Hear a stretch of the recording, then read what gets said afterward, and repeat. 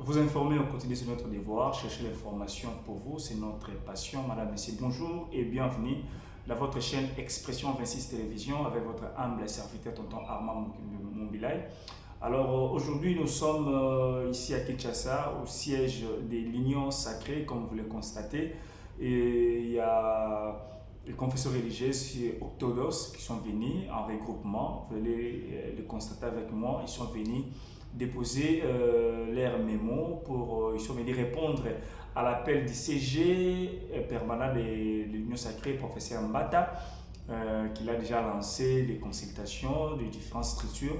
Alors, cet regroupement est venu pour donner leur avis par rapport à la Constitution, comment faire, qu'est-ce qu'ils doivent revoir, qu'est-ce qu'il faut changer pour Balobi. Il faut changer et aller à Longola. Article 1er, alinéa 1, Oyo et Lobi, la République démocratique du Congo est un État laïque. Pour eux, il faut un État chrétien. Que pensez-vous par rapport à ça? Suivez les déclarations ainsi que l'intégralité de cet élément avec Tonton Armand Mombele qui est ici à place pour vous informer. Merci. Patriotique du Rassemblement des enfants de Dieu pour la transformation du Congo, REDETCO en sigle. Le REDETCO est une méga plateforme de la société civile à caractère religieux, créée depuis 2001 et fonctionnant sous la personnalité juridique numéro 719, bar, cab bar, mine bar, J bar, 2005, du 25 février 2005, qui lutte et prie depuis des décennies pour donc contre la laïcité de l'État congolais. Le REDETCO a suivi de près la question citoyenne qui alimente l'actualité nationale sur les réformes constitutionnelles envisagées en RDC, notre pays. Elle vient répondre à l'appel et déposer sa proposition selon la demande qui a été lancée par le secrétaire général permanent de l'Union Sacrée, l'honorable professeur Mbata. Cet appel a été lancé à toute association, organisation et même confession religieuse et même regroupement sur les dites réformes constitutionnelles. Tous les enfants de Dieu, de toutes les confessions religieuses confondues, de toutes tendances politiques et tous les serviteurs de Dieu dans toute leur diversité confessionnelle et doctrinale, croient et disent que les Congo, étant profondément religieux, à plus de 90% de croyants, ne peut plus demeurer un pays laïque. Notre déclaration est motivée par plusieurs arguments solides et en voici quelques-uns. 1. Il sied de rappeler que la République démocratique du Congo, notre pays, n'était pas un État laïque au départ, car il a été dirigé par la trilogie depuis ses origines coloniales, l'État, l'armée et l'Église. C'est après la cession du président Mobutu au pouvoir vers les années 1970, suite aux tensions persistantes entre le régime et l'Église, qu'il abolit la trilogie et bascula vers la laïcité avec toutes ses conséquences que nous connaissons. Nous sommes sans ignorer, ça c'est le point 2, nous sommes sans ignorer que les souhaits d'un chef, c'est un ordre. Spirituellement, le Congo a cessé d'être un État laïque le 23 juin 2019, les jours où le chef de l'État lui-même, son Excellence Félix Antoine Tshisekedi Tshilombo, sous l'inspiration divine, avait consacré et dédié la RDC dans le main de Dieu. Troisième point, continuer à présenter la RDC comme un État laïque, c'est un crime contre la démocratie. Parce que la démocratie, en tant que pouvoir du peuple, par le peuple et pour le peuple, doit tenir compte du peuple congolais qui est à 90% croyant en Dieu.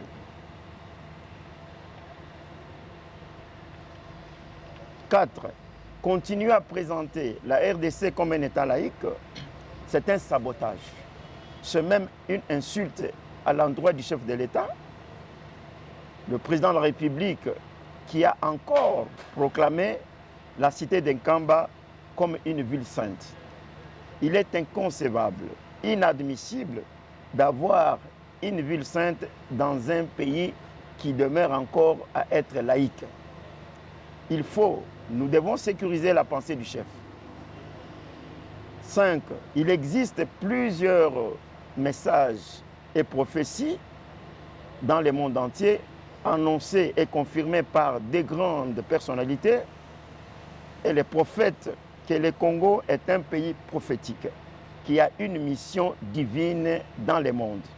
Et enfin, ceci nous amène à proposer que l'article 1er, alinéa 1 de notre future constitution soit stipulé comme suite. La RDC est dans ses frontières du 30 juin un État dédié à Dieu, indépendant, souverain, indivisible, social et démocratique. C'est la volonté du peuple, c'est la volonté de Dieu. Cette déclaration a été conçue avec le concours de l'échantillon des chefs religieux, des autochtones et des indépendants. Nous avons l'Engouza de l'ambassadeur Mangelesi Lubasa, le chef suprême. Nous avons l'Ilobananzambe du prophète Dominique Kondempolo. Nous avons Koneiko de Monseigneur Sopherain Mfumu Mapanda Malamba. Nous avons l'OSEC, l'Ordre supérieur épiscopal du Congo, avec Monseigneur Flamme Katukonki. Nous avons le Redetko Kishasa avec le révérend Jean Massende.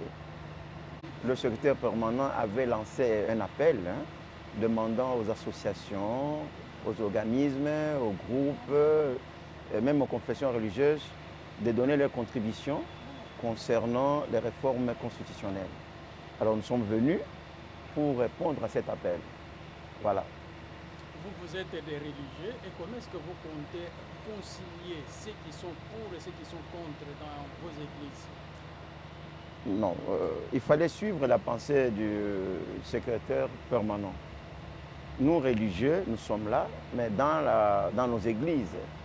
Ici, nous sommes dans... C'est la plateforme, méga plateforme de la société civile. Même dans les églises, c'est tout le monde qui est là. Tous les politiciens de toutes les tendances confondues sont dedans. Donc, c'est-à-dire que nous avons de plein droit, nous pouvons parler au nom de tous ces gens-là. Parce qu'ils sont nos membres dans nos églises. Et quand vous parlez... Est-ce que vous... Et on a cité Dieu dans le préambule de la Constitution. C'est clair, c'est depuis. Mais maintenant, c'est le Seigneur qui vous révèle lui-même qu'il faut mettre ça à l'article 1er. Et ça va de soi. Hein? C'est déjà, le Dieu là est déjà même... On n'a pas dit dans le préambule que nous sommes laïcs. Non, non. On est conscient de nos responsabilités devant Dieu. Donc avant toute autre responsabilité, nous avons donc des responsabilités devant Dieu. Dieu à qui notre président a dédié cette nation. Donc tout en vous remerciant, je vais vous demander donc de continuer à prier pour la nation comme vous le faites dans vos différents cultes. Parce que cette nation n'est survie que grâce à Dieu. Oui. Donc c'est Dieu qui combat pour la nation, même quand nous sommes victimes de l'agression. Vous avez continué à prier, on vous suit, et vous continuez à le faire. C'est Dieu qui a protégé cette nation. C'est Dieu qui protège ce peuple. C'est Dieu qui protège ce président de la République.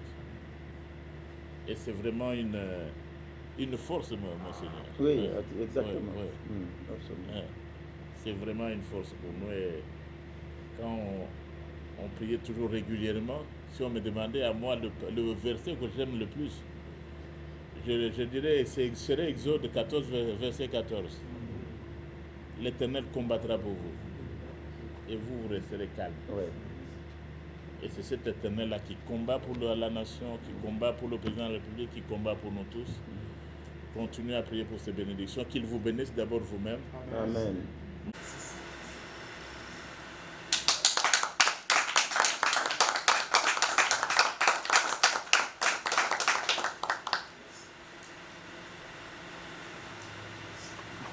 Serviteurs de Dieu, dans toute leur diversité compositionnelle et doctrinale, croient et disent qu'il ne peut plus demeurer imprimé. Notre déclaration est motivée par plusieurs aspects. C'est après la cession au pouvoir du président Mobutu, vers les années 1970, suite aux dépenses que nous connaissons. 2. Nous sommes sans ignorer que l'Antoine Tshisekedi Tshilombo, sous inspiration divine, avait consacré et dédié l'essai laïque est un crime contre toute la démocratie. Parce que la démocratie en tant que à 90% croyant en Dieu. Continuer par sabotage et même une insulte à l'endroit du chef de l'État. Point 5. Il existe plusieurs messages et prophéties. Ceci nous amène à proposer que l'article 1er, alinéa 1, de cette déclaration a été conçue avec le concours et l'échantillon des chefs religieux, des autochtones. Ambassadeur Manguelis. Nous avons la représentante de l'équipe de Noir, c'est Maman Banda.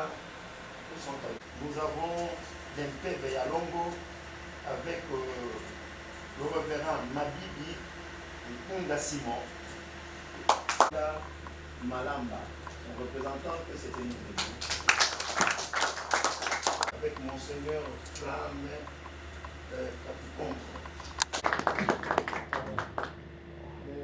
L'archevêque va rester d'abord au salon le temps que les autres descendent en bas parce qu'on va faire le